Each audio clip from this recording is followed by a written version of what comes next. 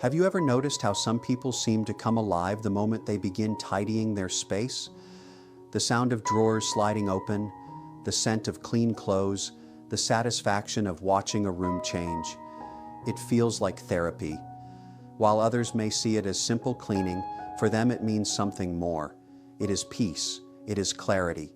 It is the sense of taking life back into their own hands, one folded towel at a time. Maybe that describes you. You feel a strange calm when everything is where it belongs. You do not clean just to be clean. You clean so you can breathe again. Today, let's look at that. Why do some people enjoy organizing their home? What is really happening in the mind and heart when someone feels happy just looking at a tidy room? And why does it feel so deeply satisfying, almost soothing for some of us? Let's begin with an obvious but often misunderstood truth. Loving to organize is not just about neatness. It is about control in a world that often feels uncontrollable. Psychologically, our surroundings reflect our inner state. When life feels chaotic, messy, or uncertain, cleaning becomes a way to create order outside. When we cannot control what is happening inside, it is the mind saying, if I can make this small area calm, maybe everything else will feel okay too. That is why after an argument or during stressful days, many people suddenly start organizing their closets or moving furniture around. It is not random, it is emotional regulation through action. In psychology, this relates to the idea of external control as emotional grounding. When emotions feel overwhelming, doing something physical like folding clothes, vacuuming, or arranging books gives the brain a sense of completion and stability. It activates the reward system, releasing dopamine, the feel-good chemical that tells your brain you did something right. That is why even small tasks, making the bed, wiping a counter, organizing a shelf, can make you feel unexpectedly proud or light. You may not notice it, but your brain is celebrating every small piece of order you create. But for many people, it is not only about feeling good, it is about feeling safe. A tidy home sends signals of safety and stability to the subconscious mind. Clutter, by contrast, can quietly trigger anxiety because it represents unfinished business. Every item out of place seems to whisper, you still have things to deal with. And for people who feel things deeply, that whisper becomes noise. So they organize not to impress anyone, but to quiet that inner noise. It is their way of creating calm in a loud world. There is also something deeply psychological about the act itself. Organizing is predictable. You know how it begins and you know how it ends. There is a clear cause and effect. You move something and it looks better. That certainty is rare in emotional life, where outcomes are messy and people are unpredictable. So when someone says cleaning makes them happy, what they often mean is that it is one of the few things in life that makes sense. But let's be honest, not everyone who enjoys organizing is trying to control chaos. For some, it is a form of self-expression. Their home is their mirror. The way they arrange their books, display their plants, or fold their towels is not just about tidiness. It is about beauty. It is their way of creating art through space. In psychology, this connects to environmental self-identity, the idea that our surroundings express who we are. So when someone enjoys making their space beautiful, it is not vanity, it is communication. It is saying, this is what peace looks like for me. Some people even experience cleaning as mindfulness. It slows their thoughts. They get absorbed in the rhythm, the sweep of the broom, the flow of water, the pattern of sorting. And in those quiet moments, they stop thinking about yesterday or tomorrow. They simply are. This is why organizing can feel meditative. It grounds you in the present moment. You are focused, your hands are moving, your senses are involved. It is active meditation without needing to sit still or close your eyes. There is another interesting angle, the link between control and creativity. People who enjoy organizing often have vivid inner worlds. When that creative energy builds up without an outlet, it can feel restless. Tidying gives it direction, turning chaos into order, thought into structure. It is creativity disguised as discipline. That is why after cleaning, many people feel inspired to cook, write, or begin something new. A clear space gives the mind permission to imagine again, because clutter does not only fill rooms, it fills mental space too. But it is important to remember, not everyone who dislikes organizing is lazy, and not everyone who enjoys it is a perfectionist.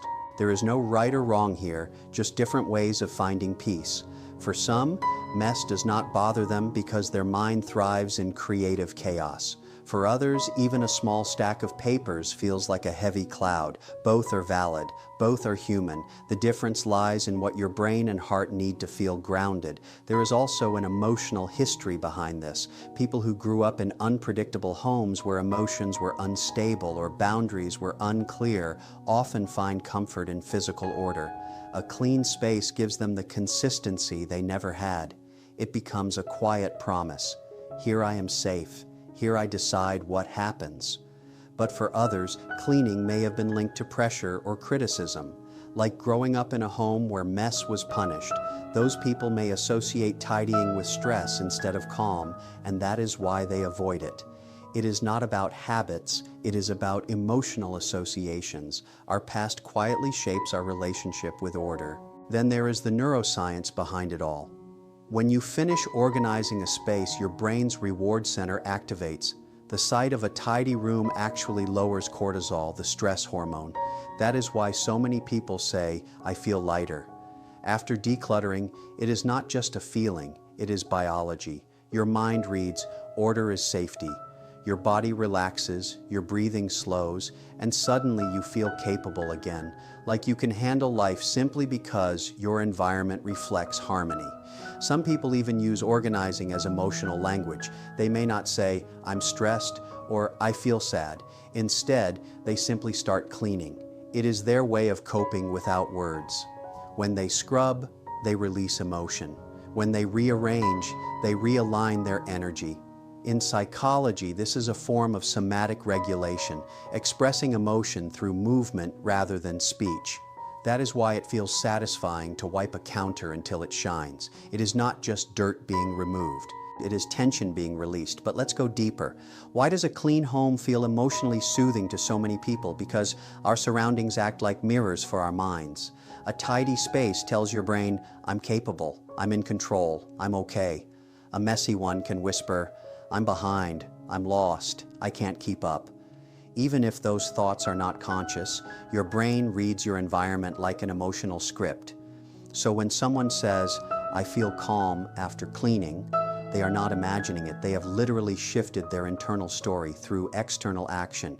And then there is the symbolic side. Organizing is often about letting go. Every item you sort or discard represents a small emotional release, a decision to move forward. That is why decluttering can feel unexpectedly emotional. You are not just getting rid of objects, you are reshaping your history. When you let go of old clothes, broken devices, or unused gifts, you are quietly saying, I no longer need this version of me. That is powerful. That is healing disguised as housekeeping. Of course, not everyone cleans from a place of calm. Some clean from anxiety, and that is okay too. If organizing brings relief, it is because it temporarily restores a sense of control. The key is noticing the intention behind it. Are you cleaning to care or to cope? One comes from love, the other from fear. Both are human. Both can exist together. The awareness alone brings balance, and maybe that is the beauty of it.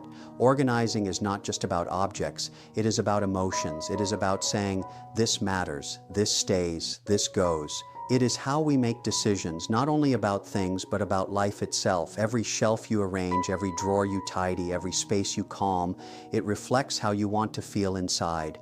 Peaceful, clear, intentional. If you think about it, a home is an emotional ecosystem.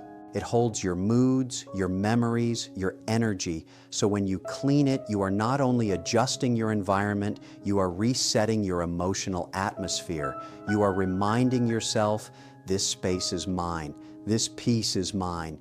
And maybe that is why it feels so satisfying, because deep down, organizing is not about perfection.